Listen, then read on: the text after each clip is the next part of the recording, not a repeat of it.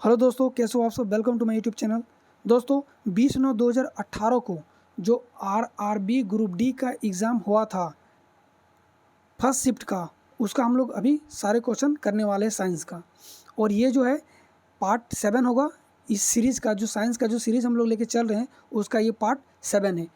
ठीक है, तो चलिए शुरू करते हैं। पहला क्वेश्चन है 25 डिग्री सेंटीग्रेड में ध्वनि की गति डैश होती है। देखिए, ध्वनि की गति डैश होती है जब भी साउंड को ट्रेवल करने के लिए एक मीडियम की ज़रूरत पड़ती है। और ये मीडियम क्या होता है? ये मीडियम होता है एयर, हवा। ठीक है, एयर हवा होता है, हवा। अब यहाँ पे बताया गया कि 25 डिग्री सेंटीग्रेड में, यानी कि टेम्परेचर मायने रखता है। ये जो साउंड जो है, इस साउंड के चाल को टेम्परेचर अफेक्ट करता है। कैसे? अगर हम लोग टेम्परेचर को बढ़ाएंगे, ठीक है, अगर हम लोग टेम्परेचर को बढ़ाएंगे तो जो स्पीड है साउंड का जो स्पीड है ना, वो भी बढ़ेगा। अगर हम लोग टेम्परेचर को डिक्रीज करेंगे तो साउंड ऑफ स्पीड क्या हो जाएगा? ये भी डिक्रीज कर जाएगा। इससे क्वेश्चन यहाँ पे बन रहा है कि अगर टेम्परेचर को बढ़ाने पे ध्वनि की चाल पे क्या इफेक्ट होता है। तो अगर टेम्परेचर को बढ़ाएंगे तो ध्वनि की चाल भी बढ़ेगा, और टेम्परेचर को घटाएंगे तो ध्वनि की चाल भी घटेगा। ये क्वेश्चन भी पूछा जाता है, तो ये क्वेश्चन एक आप लोग याद रख लीजिएगा। अब देखिए, आप लोग को मेन 3 याद रखना है। ठीक है, एक 0 डिग्री सेंटीग्रेड पे क्या होगा चाल, 25 डिग्री सेंटीग्रेड पे क्या होगा चाल, और 30 डिग्री सेंटीग्रेड पे क्या होगा ध्वनि का चाल। ठीक है, तो 0 डिग्री सेंटीग्रेड पे होता है 331.50 मीटर पर सेकेंड। 25 डिग्री सेंटीग्रेड पे होता है 346.39 मीटर पर सेकेंड। और 30 डिग्री सेंटीग्रेड पे होता है 349.29 मीटर पर सेकेंड। ठीक है, तो यहाँ पे आपको पूछा गया 25 डिग्री सेंटीग्रेड पे, तो 25 डिग्री सेंटीग्रेड पे हो जाएगा 346.39। तो यहाँ पे 346 मीटर पर सेकेंड करेक्ट है, इसका आंसर हो जाएगा। अगला क्वेश्चन पूछा गया है मिश्र धातु में टीन होता है। ठीक है, तो मिश्र धातु में टीन होता है, डैश मिश्र धातु में टीन होता है। ठीक है, तो सोल्डर, ठीक है, जो सोल्डरिंग का काम किया जाता है उस पर एक लंबा जैसा एक छड़ टाइप का रहता है, और जिससे यहाँ पे जब इलेक्ट्रोड को दिया जाता है तो यहाँ पे बहुत सारे चिंगारी के साथ ये जो रोड है ये गल के, तो ये रोड जो बना हुआ होता है ना, जो सोल्डर जिसको बोलते हैं, ये किस चीज़ का बना होता है? ठीक है, तो ये सोल्डर जो है, इसका तो करेक्ट आंसर हो जाएगा सोल्डर, कि सोल्डर मिश्र धातु में टीन होता है। लेकिन ये बना किस चीज़ का होता है? तो देखिए, ये 2 चीज़ से मिलकर बना होता है।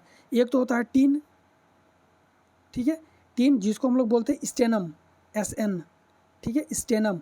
और प्लस एक मिला हुआ होता है लेड, ठीक है, लेड जिसको हम लोग बोलते हैं प्लम्बम, PB। ठीक है, तो एक होता है स्टेनम और एक होता है स्टेनम और एक होता है प्लम्बम। अब ये मिला किस रेशियो में होता है, ये भी क्वेश्चन पूछा जाता है।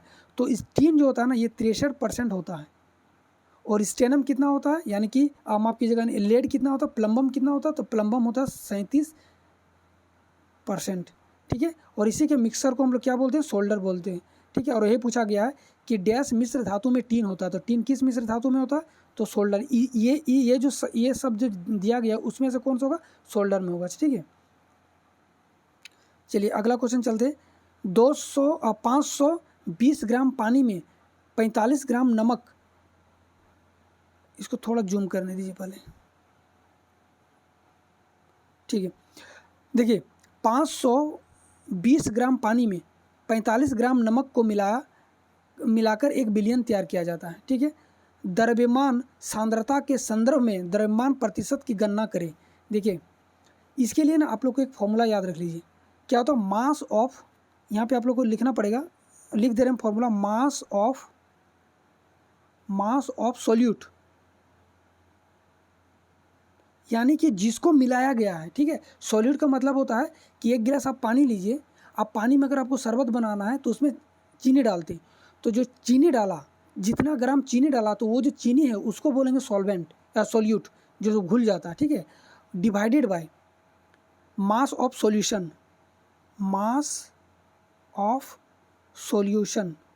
ठीक है, मास ऑफ सॉल्यूशन। अब जो शरबत बना आपका, जो चीनी मिलाने के बाद जो शरबत बन गया, उसको बोलते हैं मास ऑफ सॉल्यूशन।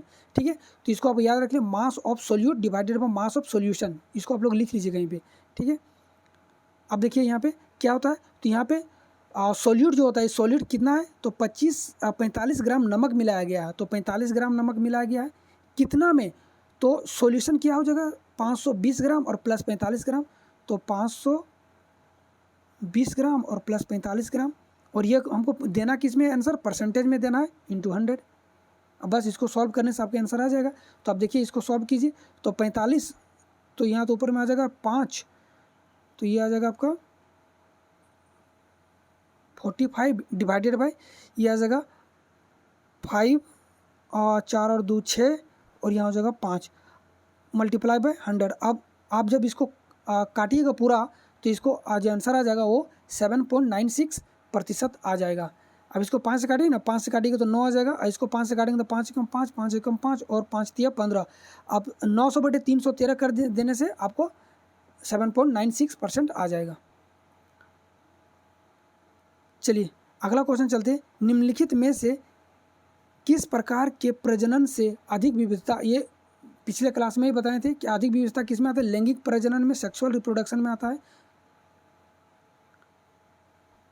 ध्वनि संचरण के समय माध्यम में कणों के उच्च घनत्व का क्षेत्रफल क्या कहलाता है। देखिए जब भी ध्वनि गमन करता है ना, इसको पूरा हम लोग बता दे रहे हैं, और इसी के लिए मैं एक यहाँ पे आप लोग को लिए एक कटिंग लाया हूँ। देखिए आप लोग, देखिए मैकेनिकल वेव ये दो तरह से होता है, ठीक है। मैकेनिकल वेव एक होता है लॉन्गिट्यूडनल और ट्रांसवर्स।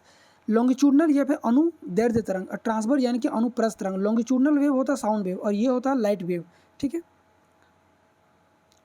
जब अब हम लोग को पूछा गया कि साउंड वेव, अगर कोई वेव, अब हम इसको लॉन्गिट्यूडनल वेव किसको बोलेंगे और ट्रांसवर्स वेव किसको बोलेंगे, ये थोड़ा बच्चों को दिक्कत होता है, ये हम समझा दे रहे हैं। देखिए लॉन्गिट्यूडनल वेव किसको बोलेंगे, यानी कि अनुप्रस्थ तरंग, यानी कि साउंड वेव।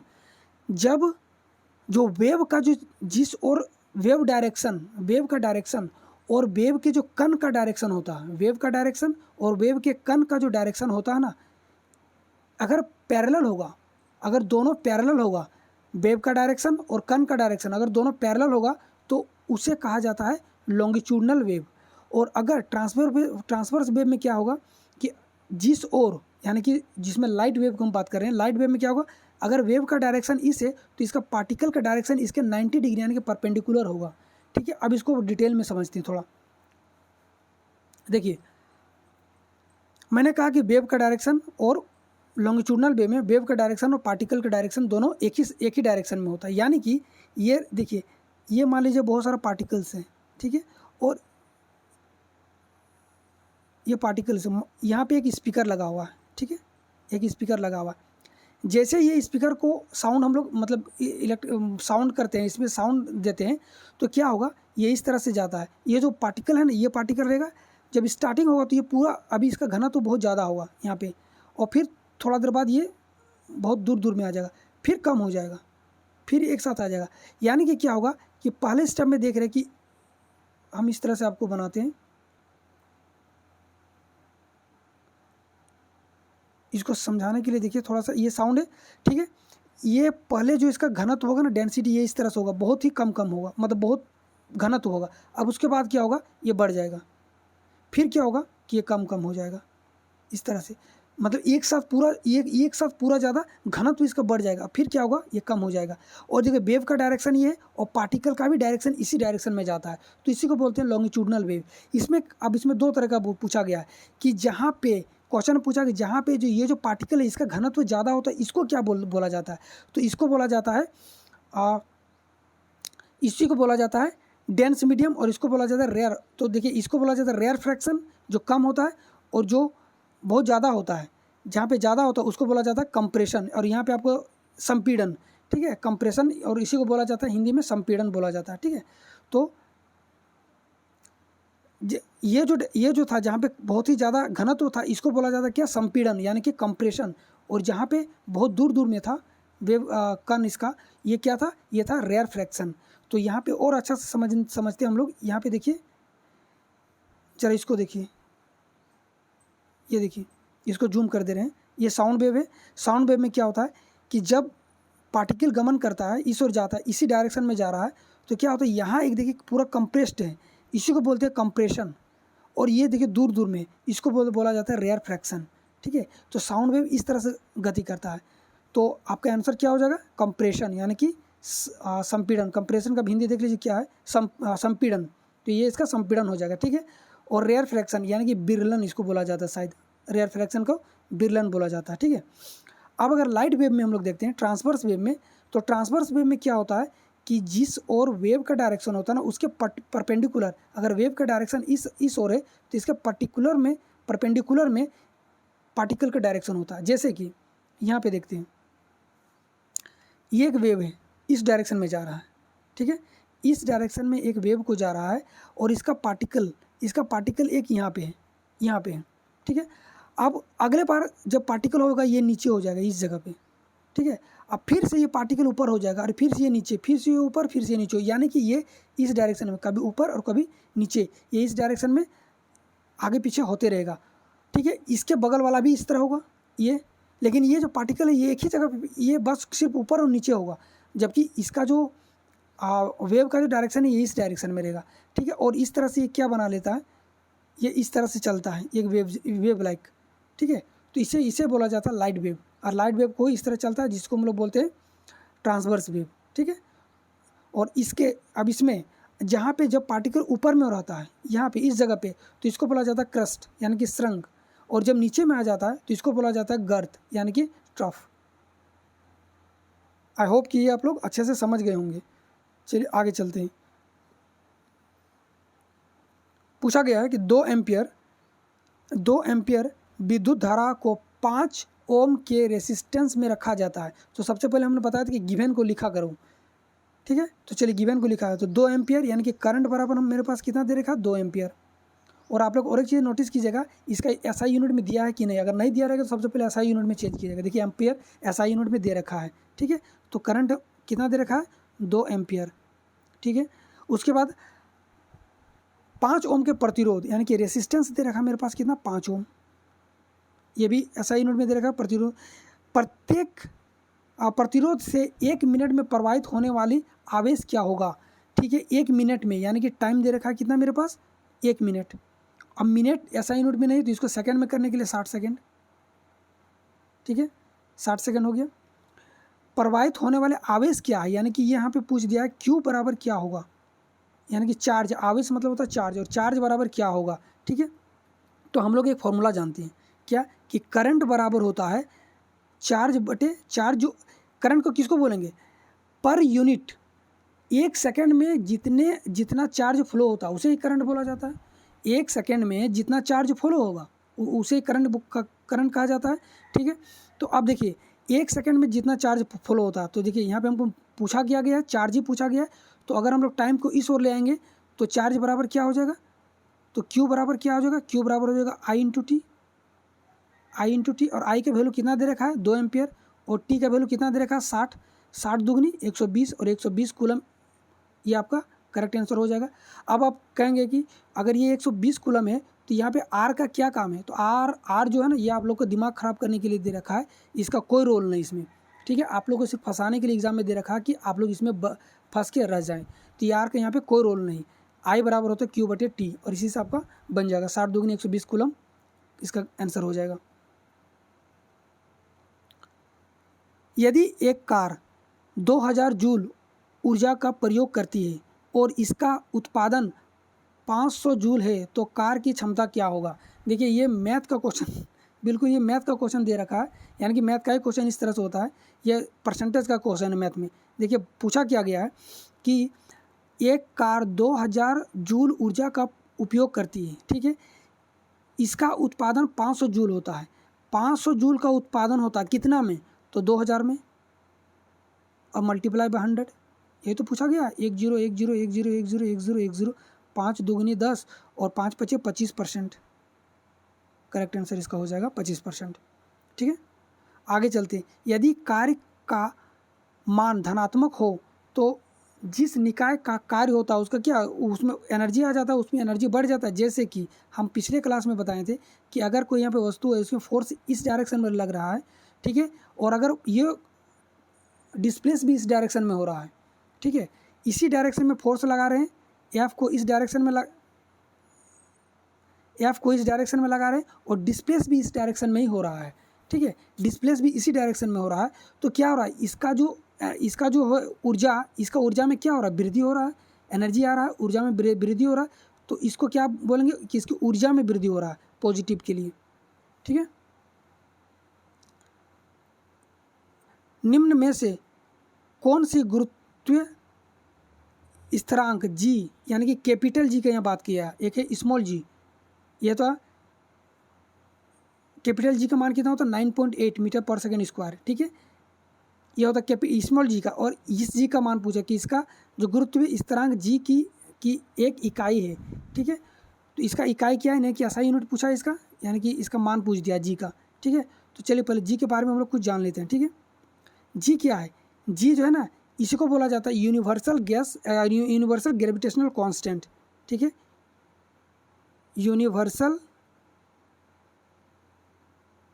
ग्रेविटेशनल कांस्टेंट, ठीक है। यूनिवर्सल ग्रेविटेशनल कांस्टेंट होता क्या, किसको बोलेंगे, तो जी को बोलेंगे, ठीक है।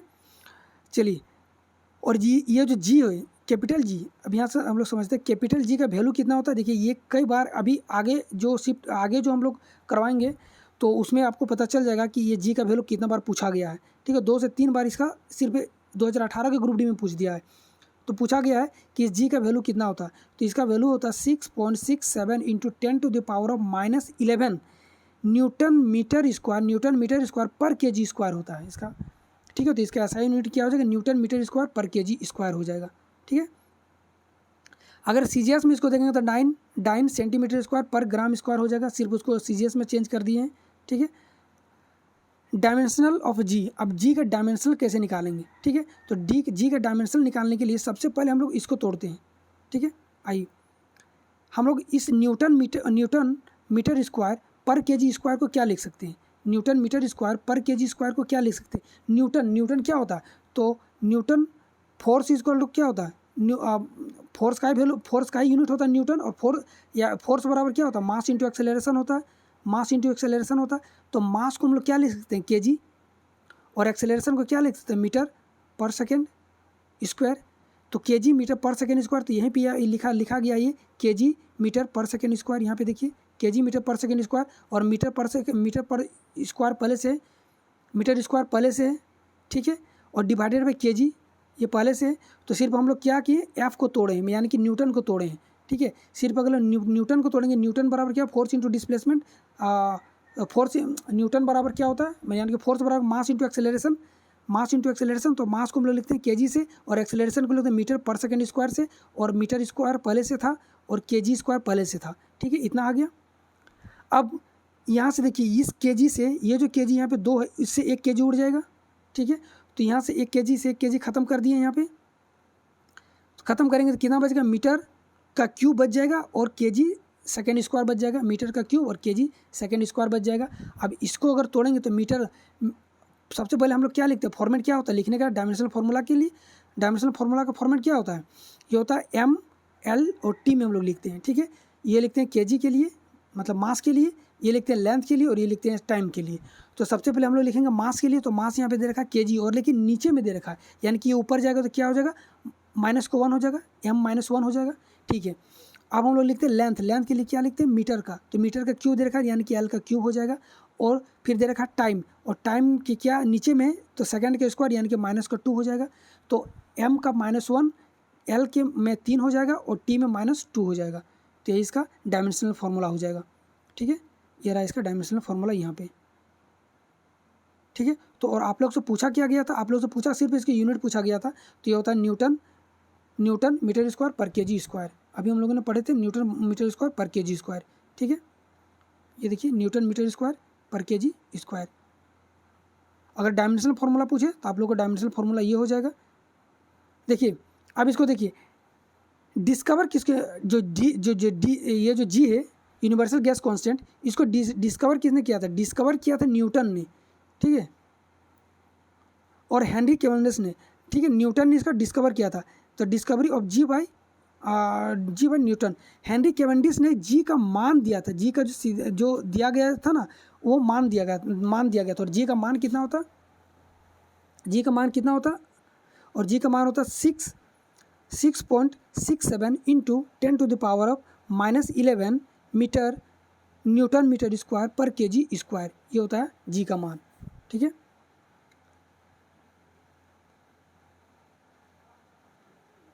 ठीक है। और यहाँ पे और एक चीज़ देख लीजिए, जी का जो मान है ना कभी भी कहीं पे भी नहीं चेंज होता है, जी का मान कांस्टेंट होता है, इसलिए यूनिवर्सल ग्रेविटेशनल कांस्टेंट है ये, ठीक है। आगे चलते हैं। डैश तरल अवस्था में पाए जाने वाले अधातु है, ये पिछले क्लास में बता चुके हैं, ब्रोमीन है। हाइड्रोकार्बन के पूर्ण दहन के परिणाम स्वरूप निम्नलिखित में से क्या प्राप्त होता है। देखिए हाइड्रोकार्बन पहले समझना होगा कि हाइड्रोकार्बन क्या होता है, सिर्फ हाइड्रोजन और कार्बन होता है, यानी कि CH4। एक हम लोग एक छोटा सा एग्जांपल लेते हैं, CH4 को जब वो पूर्ण दहन, और दहन कैसे होता है, ऑक्सीजन के प्रेजेंस में ही दहन होता है, और अगर ऑक्सीजन नहीं रहेगा तो वो जलेगा ही नहीं। ऑक्सीजन के प्रेजेंस में जब हम लोग इसको दहन करते हैं तो ये कार्बन डाइऑक्साइड में और पानी में टूट जाता है, CO2 और H2O में टूट जाता है, H2O में टूट जाता है, ठीक है। तो कार्बन डाइऑक्साइड और पानी में ये टूट जाता है। आगे चलते हैं। एक वस्तु 20 मीटर की त्रिज्या वाले एक वृत्ताकार पथ पर 4 मीटर पर सेकंड की समान गति से चल रहा है, यानी कि वेलोसिटी दे रखा है 4 मीटर पर सेकंड।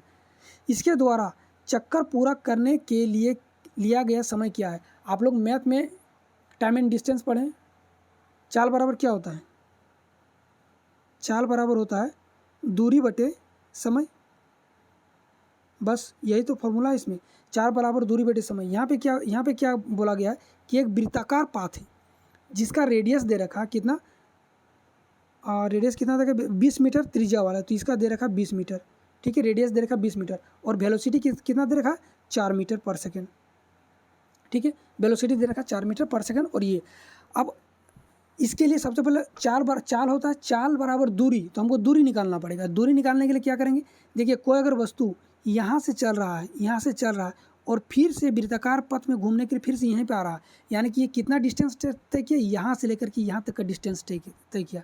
और अब हम लोग जानते हैं कि वृत्त का जो परिधि होता है, वृत्त का परिधि कितना होता है, 2πr होता है, ठीक है।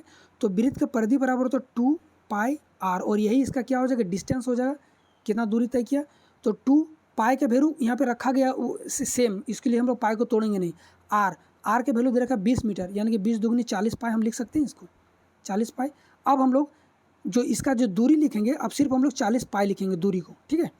तो ठीक है, अब चलिए, चाल बराबर दूरी बटे समय होता है, तो चाल, और हम लोग को पूछा क्या, समय पूछा, तो समय बराबर क्या होगा, तो समय बराबर क्या हो जाएगा, तो दूरी बटे चाल। चाल हम लोगों ने निकाला था 40 पाई,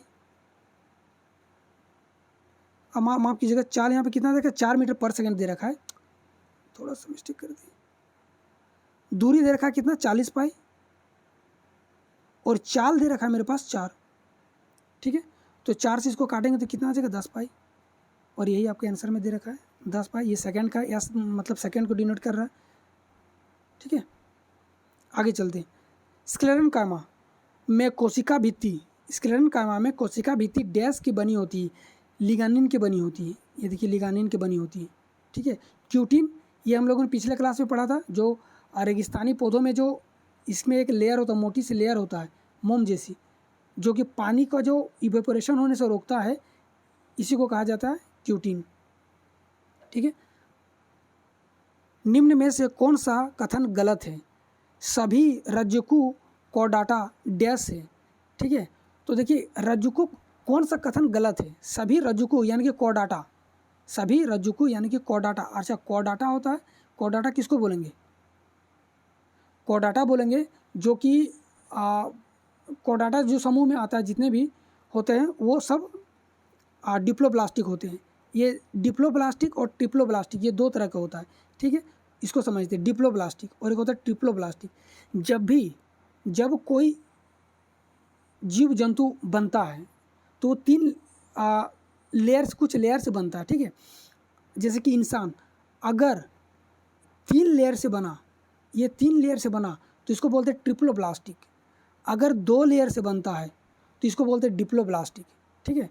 जो 2 लेयर से बनता है इसको बोलते हैं डिप्लोब्लास्टिक, और ये गलत है, पूछा गया है, गलत है। और ये जो कॉर्डाटा होता है, जिसमें कॉर्डाटा का मतलब होता है जिसमें रीढ़ की हड्डी होता है, ठीक है, रीढ़ की हड्डी होता है कॉर्डाटा, तो और कॉर्डाटा समूह में कौन आता है, जितने भी एनिमल्स होते हैं, जानवर होता है, हम लोग इंसान भी उसमें आ जाते हैं। वो 3 लेयर से बनता है। कौन कौन सा, तो इंडोडर्म, मेसोडर्म और एक्टोडर्म, ठीक है, यानी कि बाहरी लेयर, अंदरी लेयर और मेसो यानी कि बीच का लेयर। तो होता है इंडोडर्म, मेसोडर्म और एक्टोडर्म। और जो ये जो डिप्लोप्लास्टिक होता है उसमें होता है सिर्फ इंडोडर्म होता है और एक्टोडर्म होता है, मेसोडर्म का इसमें अब्सेंट होता है, ठीक है। तो यहाँ पे बोला गया है कि निम्न में से कौन से कथन गलत है, तो यहाँ पे बोला गया डिप्लोप्लास्टिक होता है, ठीक है। कॉर्डाटा में डिप्लोप्लास्टिक नहीं होता, कॉर्डाटा में सिर्फ 2 लेयर होता है, ठीक है, ये इसलिए डिप्लोप्लास्टिक। कॉर्डाटा में होता क्या, ट्रिप्लोप्लास्टिक, तो इसका यहाँ पे ट्रिप्लोप्लास्टिक सही हो जाता अगर होता तो, लेकिन यहाँ पे डिप्लोप्लास्टिक दे रखा है, ये हो जाएगा इसका करेक्ट आंसर। निम्नलिखित में से कौन सा एक तत्व नहीं है, तत्व और यौगिक। देखिए तत्व नहीं है, पानी क्या है, H2O, यहाँ पे हाइड्रोजन और ऑक्सीजन 2 एटम से मिलके बना हुआ है, ठीक है। हाइड्रोजन का 2 एटम लगा है और ऑक्सीजन का 1 एटम से मिलके बना है, यानी कि 2 अलग अलग यहाँ पे एटम आया है, ठीक है। कॉपर एक ही रहता, ऑक्सीजन O2 एक ही है, ऑक्सीजन को O और हीलियम He, ठीक है। इसमें इन सब में देखिए ये क्या है, ये सब ये सिर्फ तत्व है, एलिमेंट है, और ये यौगिक है, ठीक है। ये तत्व है जिसमें सिंगल एटम होता है, और ये जिसमें बहुत 2 या उससे अधिक एटम मिलके बनता है, उसको हम लोग बोलते हैं क्या, एटम, जैसे कि सेल और टिश्यू, इसी तरह से होता है तत्व और यौगिक, ठीक है। तो यहाँ पे पूछा कि निम्नलिखित में से कौन सा तत्व नहीं है। देखिए कॉपर एक तत्व है, यानी कि एलिमेंट है, ऑक्सीजन एलिमेंट है और हीलियम एक एलिमेंट है, और ये एक एलिमेंट नहीं है, ये एक क्या है, यौगिक है। अगला क्वेश्चन है, मेंडलीव के आवर्त सारणी में 36 स्तंभों को डैश कहा जाता है। देखिए मेंडलीव जी ने जो अपना आवर्त सारणी दिया था उसमें सबसे पहले जो सजाने का जो काम किया था ना ढंग से, वो किया था मेंडलीव जी ने ही, इसीलिए मेंडलीव को ही आवर्त सारणी के पिता कहा जाता है। देखिए इसमें कंफ्यूज मत होइएगा, मेंडलीव को आवर्त सारणी का पिता कहा जाता है, ठीक है। आवर्त सारणी का पिता कहा जाता है मेंडलीव को, और आधुनिक आवर्त सारणी का पिता कहा जाता है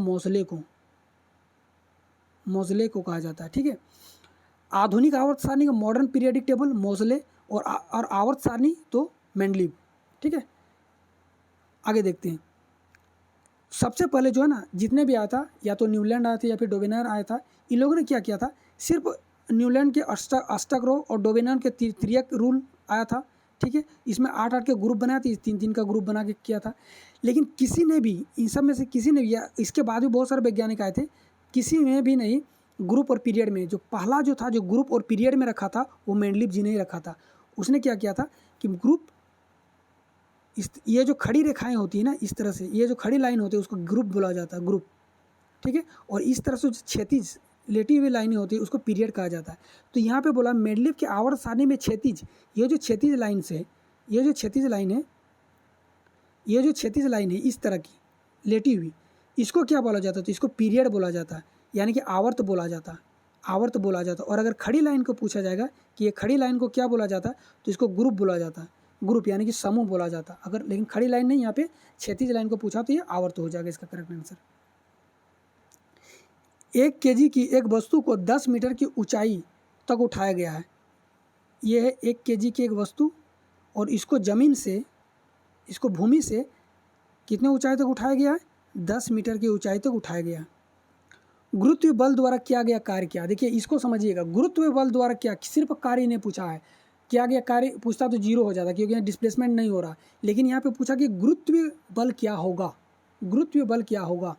ठीक है। गुरुत्व बल द्वारा किया गया कार्य क्या होगा, यानी कि देखिए गुरुत्व बल हमेशा नीचे की ओर लगता है। जी का जो वैल्यू होता है हमेशा नीचे की ओर लगता है। कोई आप छत से एक पत्थर गिराइए वो नीचे की ओर गिरेगा, ठीक है। तो ये गुरुत्व बल नीचे की ओर काम करता है, और अगर इसके अगेंस्ट में कोई फोर्स काम करवाते हैं तो वो इसके अगेंस्ट यानी कि ऊपर की ओर ले जाते हैं। जैसे कि हम एक पत्थर को उठाएंगे ज़मीन से ऊपर की ओर, तो गुरुत्वाकर्षण के अगेंस्ट से काम करता है। अगर लेकिन यही पत्थर को हम लोग अंतरिक्ष में ले जाएंगे जहाँ पे ग्रेविटेशनल नहीं है, तो वो आराम से तैरेगा, यानी कि वहाँ पे ग्रेविटेशनल होता है लेकिन वो एक मतलब सबके लिए इक्वल, वो न्यूट्रल हो जाता है, ठीक है। तो जी का जो है ये अगर इसके अगेंस्ट में काम करेंगे तो ये नेगेटिव में आएगा। ठीक है, अब यहाँ पे पूछा गया कि गुरुत्वीय बल द्वारा किया गया कार्य डैश होता है, और यहाँ पे जी का मान दे रखा है 9.8 मीटर पर सेकेंड स्क्वायर। तो ठीक है, यहाँ पे बोला कार्य क्या होता है, गुरुत्वाकर्षण के हम लोग बारे में जानते क्या होता है, mgh होता है। m कितना दे रखा है 1 kg, m दे रखा है 1 kg, g का वैल्यू दे रखा है 9.8 और h का वैल्यू दे रखा है 10 मीटर। यहाँ से पॉइंट को हटाएंगे तो 0 यानी कि 98, और ये किस में आएगा, नेगेटिव में आएगा पॉजिटिव में, तो ये आ जाएगा नेगेटिव में, क्योंकि ये गुरुत्वाकर्षण के विरुद्ध काम करवा रहे हैं, ऊपर की ओर उठा रहे हैं। ठीक है, तो ये हो जाएगा 98 जूल, इसका करेक्ट आंसर हो जाएगा, लेकिन नेगेटिव में होगा। अगला क्वेश्चन पूछा गया था, निम्नलिखित में से कौन सा विद्युत के तापीय प्रभाव से प्रभावित अनुप्रयोगों पर आधारित है। ठीक है, तो देखिए विद्युतीय ताप, ठीक है, ये होता किस में तो जैसे हम लोग घर में आयरन करते हैं ना, तो इलेक्ट्रिसिटी का जैसे लाइट ऑन करते हैं तो वो हीट होने लगता है। अगर हम लोग इलेक्ट्रिक केटली लेते हैं, पानी डालते हैं तो तुरंत उबलने लगता है। ठीक है, इसी तरह से टोस्टर की बात कर ले, ठीक है, इसी तरह से अगर हम लोग इलेक्ट्रिक टोस्टर की बात कर ले तो टोस्ट उसमें डालते हैं, हीट होता है। ठीक है, तो ये सब जो है ना विद्युत या तापीय प्रभाव का एग्जाम्पल है, लेकिन इलेक्ट्रॉनिक घंटी ये नहीं है, क्योंकि वो बेल तो कोई हीट से नहीं चलता है।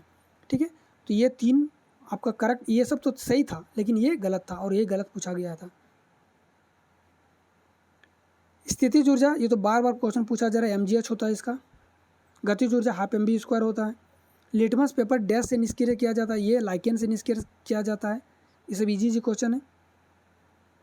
मुक्त रूप से गिरने के दौरान पिंड किस स्थिति में होता है। देखिए फ्री फॉल होता है, यानी कि भारीनता पे होता है, वहाँ पे सिर्फ जी लगता है, इसके अलावा कुछ भी नहीं लगता है। फ्री फॉल होने का मतलब ही यही है। भ्रूण के लिए भोजन संग्रह करने वाले जनन कोशिकाएं, ठीक है, को डैश कहा जाता है। जनन कोशिकाओं को डैश कहा जाता है। क्या कहा जाता है जनन कोशिकाओं को, तो मादा युग्मनज कहा जाता है। ठीक है, भ्रूण, ये भ्रूण है क्या, एम्ब्रियो।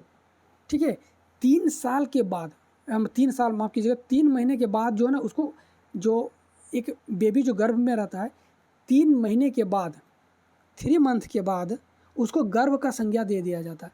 अगर एबोर्शन जो करवाया जाता है ना, वो 3 महीने से पहले तक ही करवा देते हैं। 3 महीने के बाद ना वो जो ना भ्रूण अब क्या हो जाता है, वो गर्भ में परिवर्तित हो जाता है। ठीक है, तो उसको भ्रूण के लिए भोजन संग्रह करने वाली जनन कोशिकाएं कौन सी, तो मादा युग्मनज होता है। ठीक है, मादा युग्मनज होता है, क्योंकि ये मादा के ही पेट में, फीमेल के ही पेट में रहता है, तो इसीलिए मादा युग्मनज ही होगा। ठीक है, भोजन यहीं से आता है इसको। पौधे में फ्लोएम, देखिए फ्लोएम का काम क्या है, फ्लोएम और जाइलम 2 तरह का होता है। ठीक है, एक होता है फ्लोएम, एक होता है जाइलम। ठीक है, तो फ्लोएम क्या कहता है, ये दोनों जटिल सरल उत्तक है। तो ये फ्लोएम क्या करता है, ये पानी का, माफ़ कीजिएगा, फ्लोएम करता है भोजन का। भोजन, फ्लोएम से आप लोग याद रखिए, फ्लो से फूड, अजाई से जल, ये जल, जाइलम जल का परिवहन करता पूरे नीचे से लेकर के, और इसका जो फ्लो होता है ना, ये अगर एक पौधा है, ठीक है, तो नीचे से ऊपर की ओर जो फ्लो होता है ये होता है जाइलम का, और यहाँ ऊपर से पेड़ पौधे में खाना बनता है, और खाने के बाद पूरा पौधे में डिस्ट्रीब्यूट करता है, यानी कि नीचे से ऊपर की ओर कौन फ्लो होता है, तो फ्लोएम होता है। ठीक है, अगर डायरेक्शन में पूछा जाएगा तो पानी को खींचा जाता है किधर से, नीचे से ऊपर की ओर, तो ये नीचे से ऊपर की ओर होता है जाइलम। अगर ऊपर से नीचे की ओर होगा तो भोजन बनता है ऊपर में पत्तियों में, और फिर ये नीचे की ओर पूरा आता है। ठीक है, तो ये हो गया फ्लोएम का नीचे से ऊपर की ओर, और जाइलम ऊपर से नीचे से ऊपर की ओर। अब फ्लोएम क्या करता है, तो फूड का परिवहन करता है पूरा शरीर में, पूरा पौधे में, और जाइलम क्या करता है, जल का परिवहन करता है। ठीक है, तो दोनों ही बता दिए। यहाँ पे पूछा गया फ्लोएम का, फ्लोएम क्या करता है, फल को, यानी कि फ्लोएम फूड को, तो भोजन हो जाएगा। गाइस, तो ये आज का आखिरी क्वेश्चन था। वीडियो कैसा लगा आप लोग जरूर बताइएगा। वीडियो देखने के लिए थैंक यू। तब तक के लिए जय हिंद, जय भारत।